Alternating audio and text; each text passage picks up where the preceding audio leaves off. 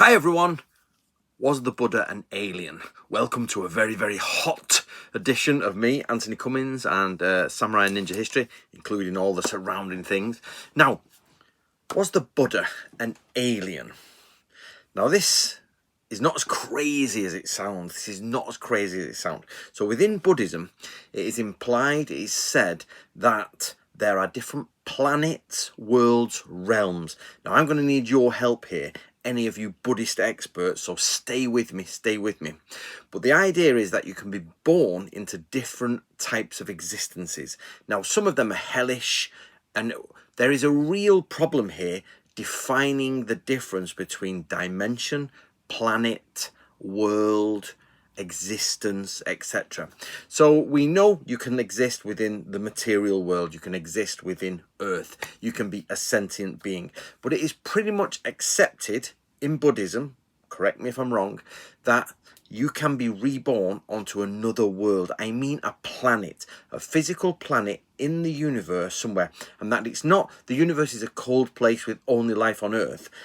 According to some of the Buddhist friends I've been talking to, basically you can be reborn anywhere in the universe, and that the universe is teeming with life. It is like a pond filled with life, and there's incarnations here, incarnations there, but it's all inside of samsara, this cycle of life and death, rebirth, death, birth, rebirth, death, all the way through. Yep.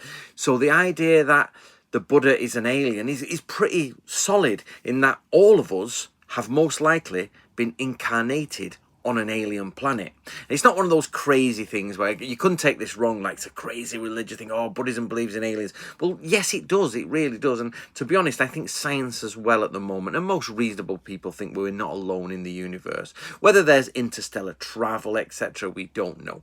But what we can assume, even though there's no evidence for it, but we're assuming just from the logic behind it, that there are a silly amount of Goldilocks planets, planets that can sustain life, and that's only life as we know it in a carbon form. Maybe there are many more planets that can sustain life in different forms.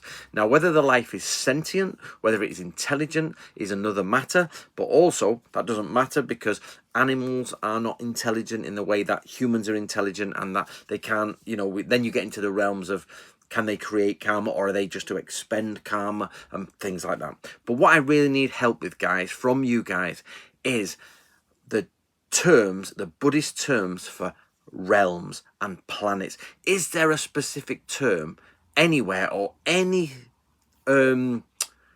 documentation, Buddhist documentation, that clearly states a physical planet versus another existence? Because then we get into dimensions, dimension pockets, extra wave, we're seeing things in a different wavelength around you, are hell beings here, but you can't quite see them. But if you change the brainwave patterns, you'll see these deities around you there. That's all part of the discussion in Buddhism. But let's get to the basics of it.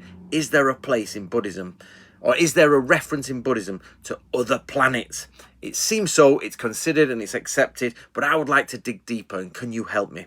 My name is Anthony Cummins, and I'm the author of these books behind me, How to Be a Modern Samurai, the Book of Bushido. But if you really like Zen, then I would get yourself a copy of Zen and the Samurai Sword, which I'll link below. So hopefully I'll get lots of great answers off you, and I'm looking forward to all the different theories below, so do get writing.